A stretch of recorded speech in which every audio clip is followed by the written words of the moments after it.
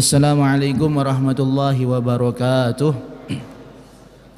Bismillah, alhamdulillah, wassalatu wassalamu ala rasulillah wa ala alihi wa sahbihi wa man tabi'a hudah wa la hawla wa la quwata illa billah, amma ba'd. Allahumma anfa'na bima 'allamtana wa 'allimna ma yanfa'una wa zidna ilma, amin ya rabbal alamin. Fadilatul muhtaramin, para alim, para ulama, para sepuh bini sepuh, hadirin hadirat jamaah Masjid Agung Kudus rahimakumullah wa radhiya ankum wa barakalakum.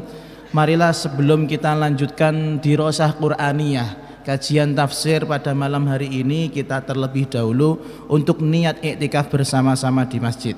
Bismillahirrahmanirrahim. Nawaitul i'tikafa fi hadzal masjidi sunnatan lillahi ta'ala. Kita masih melanjutkan daripada sifatnya orang-orang munafikin yang tersebut di awal daripada suratul Baqarah. Allah Subhanahu wa taala berfirman, yukhadi'unallaha walladzina amanu wama yakhda'una illa anfusahum wama yash'urun. Sifatnya orang-orang munafik salah satunya adalah mereka berusaha untuk menipu Allah Subhanahu wa taala dan juga menipu orang-orang beriman. Tapi cara tipunya tentu selalu konangan, selalu ketahuan, karena Allah Subhanahu wa taala muhitun, mengetahui semua gerak-geriknya orang-orang munafik. Makanya seterusnya ayat, wa ma yakhda'una illa anfusahum wa ma yash'urun. Yang mereka tipu sebenarnya efek jeleknya itu kembali ke mereka sendiri.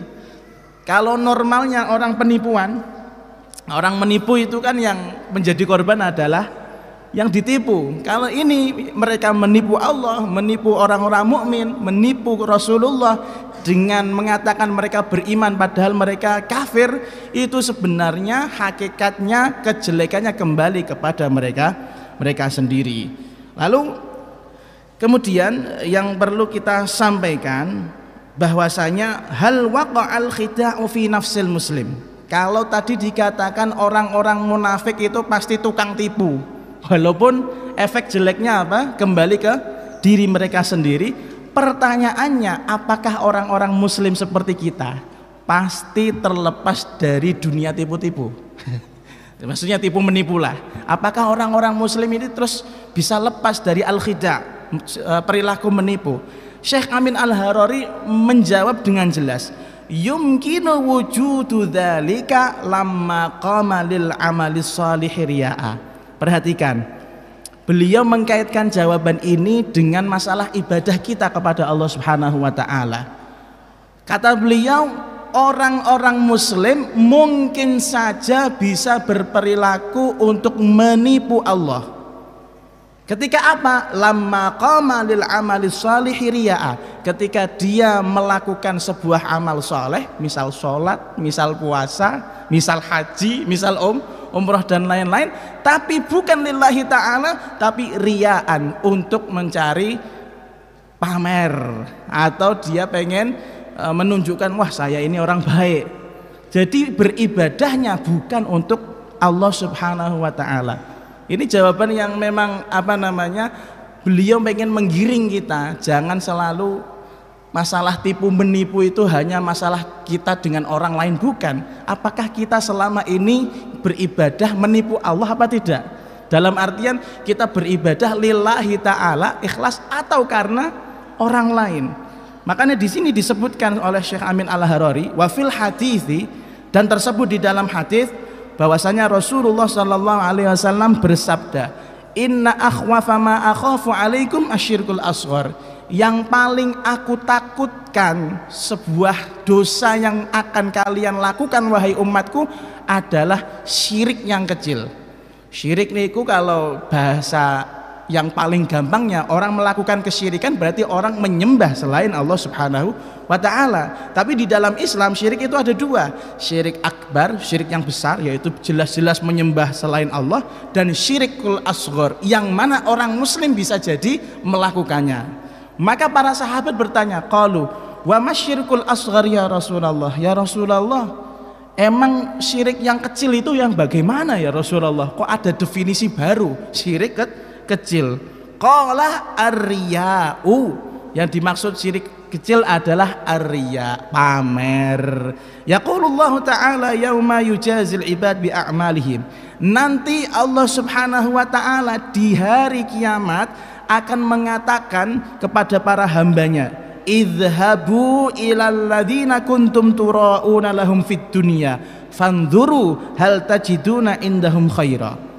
Kata Allah Subhanahu wa taala kepada hamba-hambanya yang melakukan ibadah bukan karena Allah tapi karena manusia, nanti di akhirat Allah berfirman kepada mereka, ayo sekarang pergilah kalian cari orang-orang yang mana kalian pameri ibadah nalikane di dunia. Kalian pamer kepada siapa? Pak Kiai. Sana cari, minta pahala sama dia. Misalnya nih santri-santri, saya sering kali mengibaratkan gini. Anda santri lulusan pondok pesantren sedang mendekati seorang ning ya. Nah, seorang ning yang mana anaknya kiai cantik jelita, yang mau tidak mau harus pamer sesuatu kan yang menunjukkan bahwasanya Anda berilmu. Nah, lalu kemudian pas kebetulan maghrib, adzan maghrib masuk. Wah, akhirnya di masjid yang dekat Pak Yai tersebut Anda adzan. Wafik lah contoh deh. Si suaranya apik wafik. Asyhadu anna Muhammadar Rasulullah. Tapi angel ra iso melu deh. Contoh. Wah, tapi dia adzan tapi bukan untuk siapa? Allah Subhanahu wa taala. Adzan biar Pak Yai biar terkesima. Wah, suarane wafik kayak apik jebule ya. Tak pek dadi mantu wah. Ya Allah ya Karim ya Rauf. Jadi Allah Subhanahu wa taala nanti, naudzubillah ya, ini tidak terjadi insyaallah. Nanti kalau sama santri yang model seperti ini di akhirat, ayo fulan kamu dulu pernah adzan di masjid sini. Nah, sekarang kalau kamu minta pahalanya, minta sama Pak Kiai yang dulu kamu pameri. Kira-kira ada enggak pahala dari dia? Ya enggak mungkin ada. Di akhirat itu semuanya nafsi sendiri-sendiri. Pak Yai juga bingung dengan urusannya sendiri, apalagi si santri tadi pasti lebih bingung. Wa inna ma yuqalu lahum dzalika li anna amalahum fid dunya kana ala wajhil khida fa yu'amaluna fil akhirah ala wajhil khida. Mereka, kata Syekh Amin Al-Harari, nanti di akhirat orang-orang yang seperti tadi, si santri tadi contohnya, ini paling gampang ya. Si santri tadi, mereka orang-orang yang seperti ini di khitabi oleh Allah, diajak bicara oleh Allah dengan gaya bicara yang enggak enak seperti ini, karena mereka telah melakukan amal soleh bukan karena Allah tapi karena menipu gitu loh, menipu pengen ngapusi sinten lingkungannya. Lalu kemudian di riwayat yang lain, wa akhraja Ahmad bin Mani' fi musnadih, di dalam musnad Ahmad ibn Mani' ada sebuah hadis yang dhaif. Diriwayatkan anna qailan minal muslimin qal ya Rasulullah man najatu ghadan. Suatu saat ada seorang sahabat yang bertanya kepada Rasulullah, ya Rasulullah bagaimana cara selamat nanti di akhirat? Man najatu ghadan. Masya Allah, para sahabat, para ulama itu yang dipikirkan mustakbal, masa yang akan datang, yang pasti datangnya, yaitu akhirat. Man najatu ghadan, bagaimana kita nanti selamat di akhirat ya Rasulullah? Ini harusnya kita yang orang-orang sekarang ini harus lebih mengkhawatirkan dengan nasib kita nanti di akhirat. Para sahabat, para ulama itu insya Allah kalau kita lihat ceritanya mereka, ibadahnya mereka surplus, ibadahnya mereka turah. Lah awak dhewe dosane sing turah, maka perlu sesekali menggerakkan hati, mikir ya Allah nanti di akhirat saya jadi apa ya? Ya harus seperti itu. Ini para sahabat mengatakan man najatu ghadan, nanti di akhirat itu cara selamat dari ancamannya Allah, dari sisanya Allah itu bagaimana? Jawabnya Kanjeng Nabi simple tapi tajam. Qal la tukhadi'illah, kalau kamu mau selamat jangan sampai menipu Allah. Terus akhirnya sahabat nanya, loh wa kaifa nukhadi'ullah ya Rasulullah, kok menipu Allah, maksudnya bagaimana? Apakah kita mungkin bisa menipu Allah sementara Allah itu tahu isi hati setiap hambanya? Maka Kanjeng Nabi menjawab, anta amala bima amarakallah bihi turidu bihi ghairah.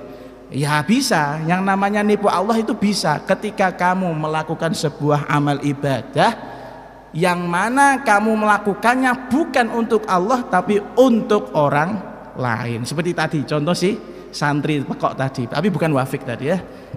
Maka kata beliau, fattaqu ar-riya'a, hati-hatilah dengan sifat riya. Ini sebenarnya hadis ini paling cocok untuk saya ini. Iya betul, bayangkan kalau mimpin majelis maulid suara dibagus-bagusin ya, kalau ngimami suara dibagus-bagusin, padahal kalau di rumah nggak seperti itu loh, padahal ngajinya biasa-biasa mawon ya. Ya mungkin ini apa namanya teguran bagi saya dan semua santri-santri yang suaranya bagus-bagus ya dan ganteng-ganteng, itu nanti dicoba, ayo kita latihan bersama menghindari sifat-sifat riya. Mas Cupong juga ya, Mas Cupong juga hati-hati jangan sampai melakukan ibadah, melakukan ngaji tapi niatnya biar cewek-cewek. Hari ini kita kalah semuanya sama Gus Azmi yang akan tampil nanti di alun-alun ya. Jadi Anda jangan merasa pede. Bon. Lalu kemudian fa innal murai yunada yaumal qiyamah ala ruusil akhlaq bi arba'ati asma. Ketahuilah orang yang suka pamer dengan ibadahnya, riya, melakukan ibadah bukan karena siapa? Allah, nanti di akhirat dipanggil dengan 4 panggilan buruk ini. Yang pertama, ya kafir, hei kafir. Wah bahaya ini. Ya apa? Kafir, hei kafir sini. Masya Allah. Yang kedua, ya fajir, weh orang yang lacut, orang yang kurang ajar, sini. Masya Allah. Naudzubillah. Yang ketiga, ya khosir, weh orang yang rugi, sini kamu. Dan yang terakhir, ya ghadir, weh penipu, sini. 4 julukan terburuk yang mana disematkan Allah Subhanahu wa taala kepada orang-orang yang melakukan ibadah bukan karena Allah. Naudzubillah min dzalik. Maka kata Allah seterusnya, dhalla amaluka, amal perbuatanmu sudah tidak ada harganya, wa batala ajruka, pahalamu juga sudah hangus hilang, fala khalaqalakal yaum indallah, maka hari ini kamu nggak punya apa-apa, nggak punya jatah ganjaran dari Allah Subhanahu wa ta'ala. Faltamis ajraka mimman kunta ta'malu lahu ya mukhadi', maka carilah pahala kepada orang yang kamu pameri ibadahmu tersebut kepadanya. Nah, makanya ini hati-hati, kita jangan sampai nanti di akhirat naudzubillah dipanggil oleh para malaikat ya khosir, ya kafir, ya fajir, ya mukhadi'. Naudzubillah min dzalik. Ada sebuah kisah pernah saya sampaikan di beberapa kesempatan, kalau nggak salah Gus Bahak juga yang menceritakan bahwasanya di Mekah dulu ada orang-orang santri-santri gadungan lah, bukan santri asli. Dia itu mengetahui bahwasanya di sebuah daerah ada Pak Kiai yang punya anak cantik. Lalu kemudian dia mikir, wah kalau pengen lihat anaknya harus ada cara ini, harus pakai otak bulus, harus pakai jiwa-jiwa buaya ini. Bagaimana ya caranya masuk ke sana? Terus dia mikir, akhirnya dia dapat ide, oh iya kalau mau masuk ke rumahnya Pak Kiai tanpa ada pembatas apa-apa, saya harus jualan air. Jadi di Mekah dulu, bahkan di sekitar 50 atau 60 tahun yang lalu, saya melihat videonya itu di Mekah dan sekitarnya, Hijaz, Riyadh, terus Jeddah dan lain-lain, air itu masih susah. Ya, air itu masih susah. Sekitar 100 tahun ngapunten, 100 tahun yang lalu air masih susah. Terdokumentasikan baik itu ceritanya. Tadi mereka susah kalau mau cari air bersih itu harus beli. Lah dia ini ada santri gadungan itu dia menjual air, tapi menjualnya khusus sama Pak Kiai, enggak sama yang lain. Tujuannya apa? Biar lihat ningnya, biar lihat anaknya Pak Kiai. Akhirnya sama Pak Kiai ditawari, Pak Kiai saya jualan air. Oh iya, berapa harganya? Segini Pak Kiai. Loh kok murah? Iya, buat jenengan murah saja Pak Kiai. Gimana, mau apa enggak? Yo siap, murah kok ya. Akhirnya singkat cerita, dia tuh setiap saat punya waktu jadwal tertentu untuk bawa air galon, kasarannya ngoten ya, untuk masuk ke rumahnya Pak Yai. Yo langsung, gak mungkin galon di depan rumah jenengan angkat sendiri Pak Yai, enggak, pasti Pak Yai minta tolong sudah bawa masuk ke dalam sana. Wah kesempatan ini. Oh, si mbaknya di situ sedang ngaji. Lama-lama Pak Yai paham, loh, cah iki kok dodolane rene tok. Jong, kamu dodolan di mana saja? Ya di sini salah satunya Pak Yai. Yang lain dia cuma ketawa. Oh gitu. Berarti kamu pengen dapat anakku ya, kamu pengen jadi menantuku ya. Ya segini aja. Kalau kamu pengen jadi menantu saya syaratkan kamu untuk apa? Sholat jamaah selama 40 hari di Masjidil Haram menangi takbiratul ihram pertamanya imam. Jadi harus di belakangnya imam. Wah siap Pak Yai, siap, gas dia. Hari pertama yang dipikir mantunya Pak Kiai, otomatis langsung naik stratanya jadi Gus. Nek pengen jadi Gus langsung itu penak, cari ning-ning seperti itu ya. Akhirnya hari pertama semangatnya karena mau nikahin anaknya Kiai. Hari kedua masih ingat itu, sampai lama-lama dia itu sudah merasakan nikmatnya ibadah sholat di shaf pertama selama 40 hari. Selama 40 hari 5 waktu, Masya Allah. Dia itu sholat terus sampai merasakan nikmatnya beribadah. Sampai di hari yang ke-40 dia itu lupa kalau sudah punya janjian sama Pak Kiai siap jadi apa? Menantunya Pak Kiai. Lalu kemudian Pak Kiai datang sama ke dia. Cong, kamu gimana ini Cong? Kenapa Pak Kiai? Jadi enggak nikahin anak saya? Terus jawabannya, Masya Allah. Jawabannya, enak aja, sholat 40 hari 40 malam 5 waktu di depan Ka'bah, di belakang imam, takbiratul ihram pertama, jenengan bayar saya hanya dengan menikahi anak Anda. Tidak mau saya. Ikhlas sudah nggak riak lagi apa? Ikhlas. Akhirnya Pak Kiai ini nangis-nangis, ayo tanang, ayo nak, mau jadi menantu saya mohon banget mohon. Masya Allah. Sehingga cerita, ya wes terpaksa ini saya jadi mantu jenengan ya. Tapi bukan karena sholat saya 40 hari, sholat saya lillahi ta'ala. Masalah urusan menikahi anak jenengan itu urusan yang lain. Jadi perlu ikhlas, itu perlu, karena kapan lagi kita beribadah tapi merasakan bahwasanya ibadah itu nikmat. Makanya ini dilatih betul biar kita terhindar dari sifat riya. Wal musyahad, terakhir, wal musyahad, pada faktanya kata Syekh Amin Al-Harari, annal insan idza hamma bi amalin wa najah wajadaka anna fi qalbihi khasmain muhtasimain.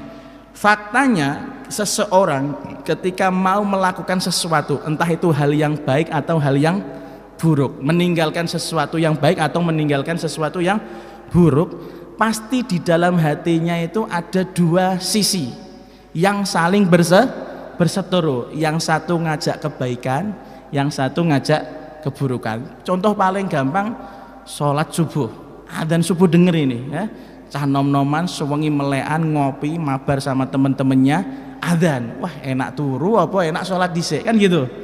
Selalu ada perdebatan, itu pasti ada, tinggal orangnya masing-masing.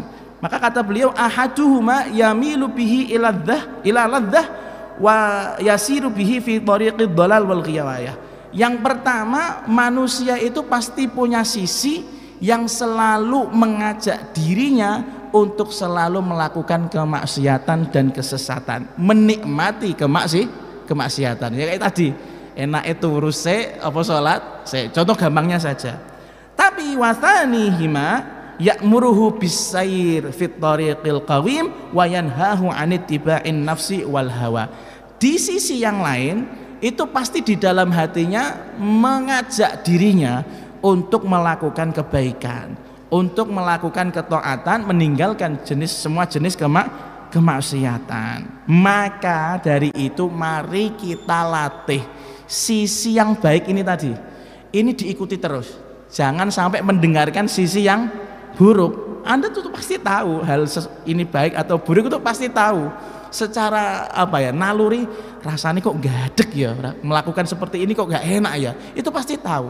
Makanya setiap kali bisikan yang baik itu sudah masuk ke dalam otak kita, jangan hiraukan. Jangan sampai tidak dihiraukan. Nah, harus laksanakan. Maka biar kita insya Allah terlatih untuk menjadi orang-orang yang ikhlas. Fi qulubihim, qala ta'ala, fi qulubihim iku tetep ing dalem pira-pira atine munafiqin maradun utawi lara, fazada mongko nambahi hum ing munafiqin Allahu sinten Gusti Allah maradun ing lara kang liya, walahum lan iku tetep kedue munafiqin adzabun utawi siksa alimun kang banget larane. Kenapa disiksa? Bima sebab barang, sebab bima kanu sebab oleh ana sapa munafiqin yakdzibuna iku padha nggorohake sapa munafiqin. Ayat ini masih lanjutannya ayat yang kemarin tentang sifatnya orang-orang munafik. Kata Allah Subhanahu wa taala mensifati tentang keadaan hatinya orang munafik. Kata Allah yang artinya dalam hati mereka orang-orang munafik ada penyakit. Ini harus dimaknai, penyakit ini bukan penyakit yang hissi, penyakit yang bisa dilihat secara kasat mata, bukan, tapi penyakit maknawi. Apa itu penyakit maknawi? Penyakit hati, dengki, apalagi tidak sabar, hasut, teriak dan lain-lain, ya. Lalu kata Allah, lalu Allah menambah penyakit mereka yang penyakit hati tersebut dan akhirnya mereka mendapatkan azab yang pedih karena sebab mereka melakukan perbuatan dusta. Nah, jadi mereka, Allah Subhanahu wa taala sudah mewanti-wanti, hei orang munafik, kami tahu bahwasanya di dalam hatimu itu ada penyakit. Hatimu itu tidak senang sama Nabi Muhammad. Hatimu itu tidak senang sama Allah, hatimu tidak senang sama ajaran Allah. Hati-hati, semakin lama itu penyakit tambah parah loh ya, kalau nggak tobat. Nanti lama-lama walahum adzabun alimum bima kanu yakdzibun. Kalau kamu selalu mengelak daripada kebenaran ajarannya Muhammad, lama-lama kamu akan diadab selama-lamanya di akhirat. Maka kita harus bahas sedikit demi sedikit. Fi qulubihim, di dalam hatinya orang-orang munafik maradun, ada penyakit. Apa itu? Maradun maknawi, penyakit yang tidak kasat mata, yang isinya adalah asyakku wal kufru wan nifaqu. Isinya adalah dia selalu bimbang, dia selalu mengelak kebenaran, kafir, dan dia selalu berperilaku munafik. Apa itu berperilaku munafik? Ngomongnya Islam tapi di dalam hatinya kafir. Nah, setelah itu karena kata Syekh Amin Al-Harari, bahwasanya hal-hal tersebut, hal-hal yang mana penyakit-penyakit tersebut membuat orang yang memiliki penyakit tersebut anil i'tidal al-la'iq, selalu berusaha melakukan perbuatan-perbuatan yang melenceng. Wong nek pun kafir niku selalu perbuatannya mengarahnya enggak yang baik. Yang awalnya cuman minum minuman keras, lama-lama makan babi ya. Dari makan babi lama-lama makan anjing, lama-lama makan sing enggak karu-karuan, ora masuk akal pokoke. Sing cara wong normal mboten doyan. Itu sama. Dan lama-lama ini semakin rusak akidahnya. Yang awalnya pinter, yang harusnya dia cerdas, lama-lama menjadi orang yang bodoh. Karena dia selalu punya sifat melawan. Orang kalau sudah hatinya rusak, tidak senang sama orang, apapun yang diucapkan orang tersebut walaupun benar, mesti dia akan mengingkari. Anda sebagai ketua pondok misalnya, mana ini ketua pondok? Mas Aska, Anda menjadi ketua pondok, selama Anda masih punya musuh, sebaik apapun Anda, itu pasti perlakuan Anda dianggap salah terus. Ya, karena kenapa? Karena di dalam hatinya itu sudah rusak. Sepinter apapun orangnya, kalau memang dia benci sama Anda, sudah selalu dicari-carikan kesalahan. Ada aja pasalnya. Sampai hal-hal yang nggak membahas substansi masalah yang dibahas. Awalnya ngomong membahas perkara A tentang keorganisasian, tapi karena benci yang diomong jeleknya pribadinya dia. Jangan milih di itu deh, orang itu tuh nek melaku pincang kok dingklang kok dianut-anut. Loh, apa urusannya jalan pincang sama mimpin keorganisasian? Ada nggak seperti ini? Banyak. Nanti sampean akan merasakan di masyarakat ketika pulang ke rumah. Lalu kata Allah, fazadahumullahu maradha. Setelah mereka memang awalnya punya penyakit, Allah tambahi mereka dengan penyakit-penyakit yang lain. Apa itu penyakit yang lain? Kata Syekh Amin Al-Harari, binuzulil Quran, maradun akhar bima anzalahu minal Quran. Allah Subhanahu wa taala menjadikan orang-orang munafik yang punya penyakit hati itu semakin sakit hatinya sebab semakin banyaknya turunnya wahyu Allah melalui Al-Quran. Orang munafik berarti kalau dengar Al-Quran seneng apa seri? Gak seneng. Iki piye tah? Dek wingi wis turun ayat, iki turun ayat meneh. ibarat santri, ini gimana nih Pak Yai? Kemarin ada peraturan baru, ini ada peraturan lagi. Paham tak sampeyan? Paham nggih? Hari ini ada peraturan, besok ada peraturan, peraturan kok terus. Nah, ini orang munafik itu seperti itu. Semakin banyak Al-Qur'an ayat yang turun kepada Kanjeng Nabi, mereka itu semakin benci. Karena hal-hal tersebut akan selalu menyudutkan posisi mereka. Makanya li'anna nuzulal Qur'an, kata Syekh Amin Al-Harari, li'anna nuzulal Qur'an yazidul kafir wal munafiq maradha. Setiap kali Al-Qur'an, ayat dan wahyu Allah turun kepada Nabi Muhammad, maka semakin lama juga orang-orang munafik dan orang-orang kafir sakit hati. Akhirnya fayansha'u anhu al-maradu al-hissi. Karena saking sakit hatinya mereka kepada Al-Qur'an, sakit hatinya mereka kepada Kanjeng Nabi, lama-lama tubuh mereka juga merasakan linu-linu sakit. Sama. Beda sama orang-orang mukmin. Yazidul mu'min imanan fayansha'u anhul bahjah wassurur. Kalau orang mukmin dapat ayat Al-Qur'an, dapat perintah baru dari Allah, mereka semakin senang, semakin bahagia, semakin bunga. Walhamdulillah turun ayat lagi. Makanya di sini di ayat yang lain disebutkan, wa idza ma unzilat suratun faminhum man yaqulu ayyukum zadathu hadhihi imana fa ammal ladzina amanu fazadathum imanan wa hum yastabsyirun. Ketika semakin turun ayat-ayat dan firman-firman Allah melalui Al-Quran kepada Nabi Muhammad, maka orang-orang beriman apa? Fazadathum imana, iman mereka kepada Allah tambah besar. Wahum yastabsyirun, mereka bahagia akan turunnya Al-Quran. Karena yang datang tuh Allah Subhanahu wa taala melalui firman-Nya. Mereka semakin yakin, berarti boloku bener, boloku Gusti Allah. Ngoten lho. Beda kasusnya, wa ammal ladzina fi qulubihim maradun fazadathum rijsan ila rijsihim wa matu wa hum kafirun.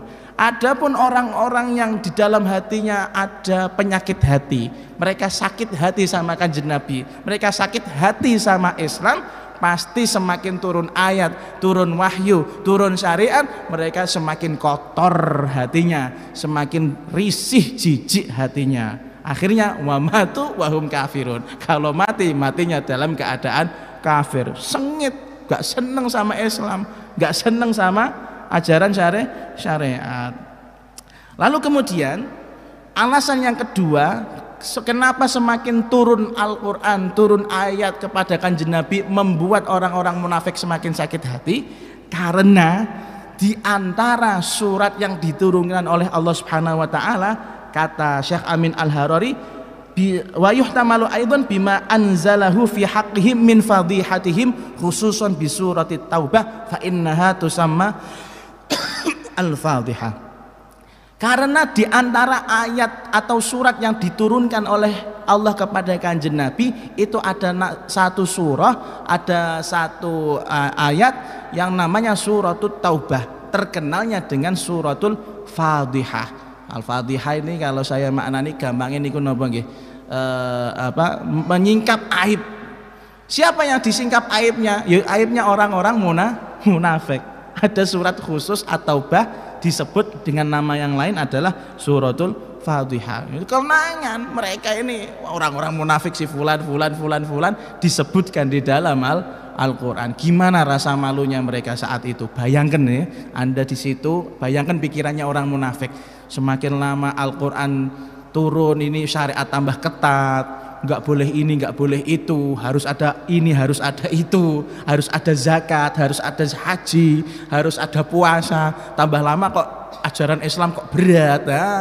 Hati-hati yang punya perasaan yang seperti ini jangan-jangan punya sifat munafik. Makanya kalau Ramadan Anda kok merasakan berat, hati-hati, pertanyakan hati kita sendiri. Apakah fihi nifaq atau sudah benar-benar mukmin? Kalau memang benar-benar mukmin, puasa Ramadan itu seneng. Gimana nggak seneng? Naumushoimi ibadah, tidur saja sudah ibadah. Seenteng itu gitu loh. Kok masalah ada Ramadan, Ramadan meneh, wis sahur meneh, mesti dihitung hari pertama puasa H-29 lebaran, la ilaha illallah Muhammadur Rasulullah, dihitung napane bodone, muga-muga posone 29 dino ae, sampai seperti itu hitung-hitungan. Kalau santri ndang mulai ya Allah pun.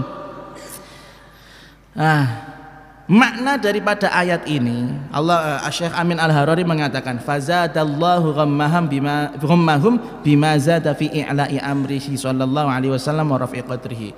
Allah Subhanahu wa taala menjadikan penyakit hati mereka yang mana mereka merasakan sakit hati kepada Kanjeng Nabi itu semakin sakit, semakin luwaru, semakin tajam, semakin terluka hatinya sebab Allah mengangkat derajatnya Nabi Muhammad. Allah membantu ajaran dakwah agama Islam. Mereka melihat Islam besar itu tidak senang. Orang munafik itu melihat agama Islam itu menjadi besar itu tidak senang. Maka dari itu lamma alima ta'ala bi annahu la yu'athiru at-tadhkir wal indhar fihim zadallahu dzalika bi antubbi'a ala qulubihim. Ketika Allah Subhanahu wa taala sudah mengetahui sejak zaman azal bahwasanya apapun jenis mauidhahnya, apapun jenis cara berdakwahnya kepada orang-orang munafik ini tidak ada manfaatnya, maka buat apa Allah kasih manfaat? Langsung saja hatinya dibikin gelap sekalian. Karena memang sudah cap-capane apa? Kafir. Hati-hati ya, jangan sampai kita punya sifat-sifat orang-orang munafik. Dan salah satu Allah membuat mereka sakit hati bizdiyati at-takalif asyariyah, dengan tambahnya syariat-syariat yang dibebankan kepada umat. Tambah sholat itu ada 5 waktu, puasa Ramadan, apalagi haji, lalu pada lagi bayar zakat. Ini semakin lama tuh membuat mereka semakin berat. Piye tah? Wis sholat ijek kon poso, bar poso ijek kon bayar zakat, bar zakat ijek kon haji, duit kabeh urunan nae. Pikirannya mereka kan seperti itu. Terus kemudian watakriril wahyi, dan semakin banyaknya turunnya wahyu itu membuat mereka juga tambah sakit hati. Lalu watadha'u fin nasri, dan semakin banyaknya kemenangan orang-orang Islam mengalahkan orang-orang kafir. Orang Islam menang itu mereka tidak seneng, karena memang hakikatnya mereka adalah bolo plee wang-wang sing kafir. Makanya teman-teman hati-hati kalau ada oknum-oknum yang seneng Anda terjegal, itu berarti munafik ya. Yang seneng Anda susah, itu munafik. Yang seneng atau tertawa di atas penderitaan Anda, wah itu munafik. Tapi jangan semuanya dinilai seperti itu. Kadang saya juga seneng kalau ada santri kesenter bal, ya misalnya raine buak, ya seneng aku. Tapi bukan tertawa di atas penderitaan. Mosok ngono diarani munafik, kan enggak sama. Ada konteksnya masing-masing ya. Bukan semua hal, oh berarti kamu munafik, seneng saya menderita lo. Ngapain kamu main bola kalau nggak mau disenter bal kan gitu kan ya. Pun begitu juga wadhaifi at-ta'at tsummal 'uqubah 'alal jinayat. Mereka juga merasa keberatan dan semakin sakit hati ternyata hukum Islam memperketat mereka dalam masalah kriminal. Ketika maling ambil sesuatu yang bukan haknya, sariqah, apa yang dilakukan dalam syariat Islam? Potong tangan. Yang membunuh orang lain dia harus kisos dan lain-lain. Akhirnya mereka yang terjadi ketika menghadapi syariat agama Islam ini semakin berat untuk mereka, semakin lama hati mereka juga semakin sakit. Hati mereka semakin tidak senang kepada Allah, tidak senang sama Kanjeng Nabi, tidak senang sama ajaran Islam. Lalu kemudian al-amradul qalbiyah fi hadhil ayah tata'allaqu bimadza? Penyakit-penyakit hati yang ada di dalam ayat yang barusan kita sampaikan itu kaitannya dengan apa saja? Maka di sini Syekh Amin Al-Harari menukil sebuah perkataan dari Al-Qutb Al-Allamah, amradul qalbi yakni fi hadhil ayah awalan imma muta'alliqatun biddin. Penyakit hati yang disebutkan di dalam ayat ini ada dua macam. Yang pertama kaitannya dengan agama, yaitu model apa? Su'ul i'tiqad wal kufur. Ketika kaitannya dengan agama, maka penyakit hatinya adalah dia memiliki keyakinan dan akidah yang salah. Lalu yang kedua muta'alliqatun bil akhlaq. Yang kedua, penyakit hati yang ada di dalam ayat ini adalah kaitannya dengan perilakunya orang-orang munafik, perilaku atau akhlaknya orang-orang munafik. Dan itu ada dua, radha'il fi'liyah, penyakit-penyakit yang atau kejelekan-kejelekan yang terjadi dengan atas sadar kontrol pikiran mereka sendiri. Dan yang kedua waradha'il infi'aliyah, perbuatan-perbuatan buruk yang muncul tanpa mereka sadari. Nah, contoh perbuatan buruk yang di bawah kendali mereka atau di bawah alam sadar mereka adalah al-ghil wal hasad. Mereka merasa dengki, merasa iri, itu termasuk perbuatan yang terkontrol oleh mereka sendiri. Harusnya orang munafik itu mengatur hatinya biar tidak hasud, itu juga bisa, tapi mereka pengennya seperti itu. Lah karena keterusan selalu benci sama Kanjeng Nabi, yang terjadi nanti ada perbuatan-perbuatan buruk yang tidak bisa dikontrol oleh mereka. Apa? Al-dhu'fu wal jubn. Mereka akan selalu merasa lemah dan mereka akan selalu merasa takut. Takut apa? Takut nek semakin lama agama Islam ini syariatnya tambah berat. Nah, niki adalah tingkah-tingkah atau perilaku-perilakunya orang-orang munafik yang berkaitan dengan hati mereka. Hatinya elek, baik elek dalam masalah agama, ya ini memiliki keyakinan yang salah, atau elek dalam masalah moral, perilaku. Lalu kemudian faidah, ada sebuah faidah. Yuhtamalu ayakuna qauluhu ta'ala fazadahumullahu maradan du'aan alaihim. Bisa jadi bahwasanya ayat tadi Allah Subhanahu wa taala kan ngendikan orang-orang munafik itu hatinya sakit. Nanti Allah tambahi mereka dengan penyakit yang berat. Lah, kata-kata Allah akan tambahi mereka dengan penyakit yang lain itu menurut beberapa ulama dianggap sebagai doa. Alias gini, orang-orang munafik wis eleke ngono hatine tak dongakno semakin tambah sakit hati mereka. Itu artinya apa? Doa. Yang menjadi pertanyaan, kok ayat ini bisa dimaknani dengan doa itu bagaimana? Paham tak mboten? Ayat ini dimaknai dengan mendoakan orang-orang munafik dengan doa yang jelek. Nah, ini kata Syekh Amin Al-Harari, hadza ta'limun minallahi li'ibadi annahu yajuzu du'a 'alal munafiqin. Ini adalah ajaran dari Allah Subhanahu wa taala yang mengajarkan kita bahwasanya boleh mendoakan jelek orang-orang munafik. Kenapa? Li'annahum syarru khalqillah, karena mereka makhluk terburuknya Allah Subhanahu wa ta'ala. Tsumma qala walahum adzabun alimun bima kanu yakdzibun. Insyaallah kita akan bahas di pertemuan yang mendatang. Tapi sebelum kita tutup majelis hari ini, malam ini saya minta izin untuk 2 pertemuan yang akan datang, malam Ahad besok dan malam Ahad berikutnya, karena saya ada wazifah di luar kota Kudus. Insya Allah akan kembali lagi 2 minggu setelahnya. Bismillahirrahmanirrahim. Alhamdulillahirabbil alamin.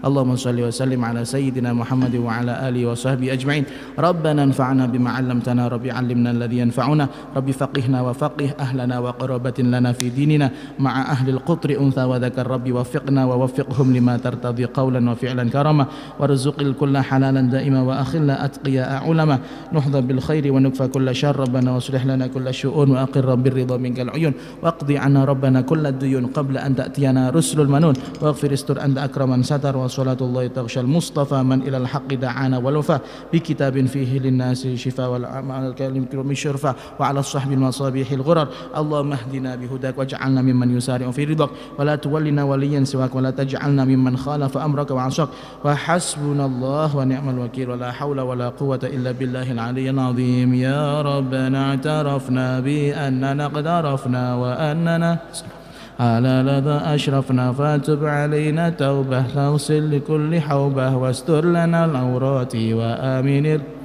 واغفر لوالدينا ربي ومولودينا والآل والإخوان وسائر الخلان وكل ذي محبة أو جيرة والمسلمين أجمع آمين ربي اسمع فضلا وجودا منا لا باكتساب منا بالمصطفى بكل سول صلى وسلم ربي عليه عد الحب وآله وصحبه عدد ضش السحب والحمد للإله في البدء والتناهي والحمد لله في البدء والتناهي وصلى الله على سيدنا محمد وعلى آله وصحبه وسلم والحمد لله رب العالمين ثم السلام عليكم ورحمة الله وبركاته.